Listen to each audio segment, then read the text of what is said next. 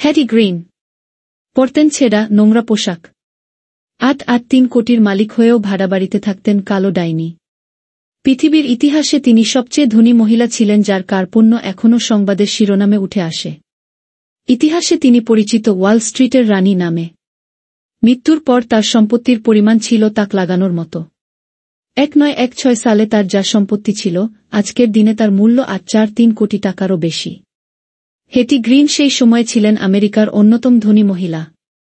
বিপুল সম্পত্তির মালিকানা হাতে থাকলেও তার জীবনযাত্রা নিয়ে কম চর্চা হয়নি। পৃথিবীর ইতিহাসে তিনিই সবচেয়ে ধনী মহিলা যিনি কার্পণ্যের জন্য সংবাদের শিরোনামে উঠে এসেছিলেন। বিশাল সম্পত্তির মালিক হয়েও অত্যন্ত নিম্নমানের জীবনযাপন করতেন হেটি। পরতেন ছেঁড়া নোংরা পোশাক। প্রতিদিনের খাবারের জন্য ব্যয় করতেন সামান্যই।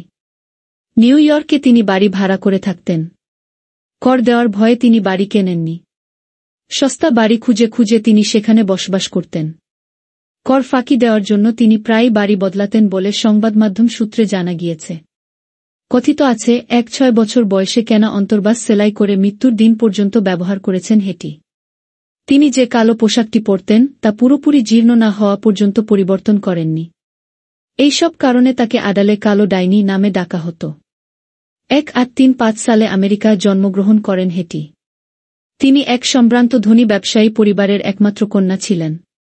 তিনি তার পিতার থেকে আনুমানিক ৬.৩ কোটি টাকার সম্পত্তি উত্তরাধিকার সূত্রে পেয়েছিলেন। যখন তার ২-১ বছর বয়স, তখন তিনি সেই টাকা ওয়াল স্ট্রিটে বিনিয়োগ করার জন্য নিউ ইয়র্কে বসবাস করতে শুরু করেন। সেই সময় হেটির আয় ছিল ঘণ্টায় $৩০০। তার বাবা ও দাদুর তত্ত্বাবধানে ব্যবসা সংক্রান্ত বিষয়ে হাতেখড়ি হয় হেটির। ১৮৬৭ সালের জুলাই মাসে কোটিপতি এডওয়ার্ড এইচ গ্রিনকে বিয়ে করেছিলেন তিনি। তবে বিয়ের পর হেটি ও তার স্বামীর দুজনের সম্পত্তি পৃথকভাবেই রাখা হয়েছিল। কয়েকদিনের মধ্যে পুরুষপ্রধান ওয়াল স্ট্রিটের বাণিজ্যের রাশ নিজের হাতে নিয়ে ফেলেন হেটি। তিনি ওয়াল স্ট্রিটের অন্যতম পরিচালক হয়ে ওঠেন অল্প সময়ের মধ্যেই। সেই সময় আমেরিকার প্রায় প্রত্যেকটা রেলপথে তার অংশীদারি ছিল। রেলপথের মালকিন হলেও রেলগাড়িতে ভ্রমণের সময় সাধারণ কামরাই পছন্দ ছিল তার। এছাড়া অন্যান্য স্টক এবং সরকারি বন্ডেও যথেষ্ট আধিপত্য ছিল তার। ঋণ দেওয়ার জন্য মোটা তহবিল তৈরি করেন হেটি। বহু বিনিয়োগকারীকে ঋণ দিয়ে সাহায্য করেছিলেন তিনি। বন্ধকি এবং রিজাল এস্টেটেও প্রচুর বিনিয়োগ করেছিলেন হেটি, যার ফলে তার মৃত্যুর পর তার উত্তরাধিকারীরা লাভবান হয়েছিলেন। বিপুল অর্থের মালিকানা সত্ত্বেও তিনি নিজের সন্তানের চিকিৎসা পর্যন্ত করাতে চাননি বলে কানাঘুষো শোনা যায়। সমালোচকদের দাবি, হেটির কার্পণ্যের জন্য তার ছেলের একটি পা কেটে ফেলতে হয়েছিল।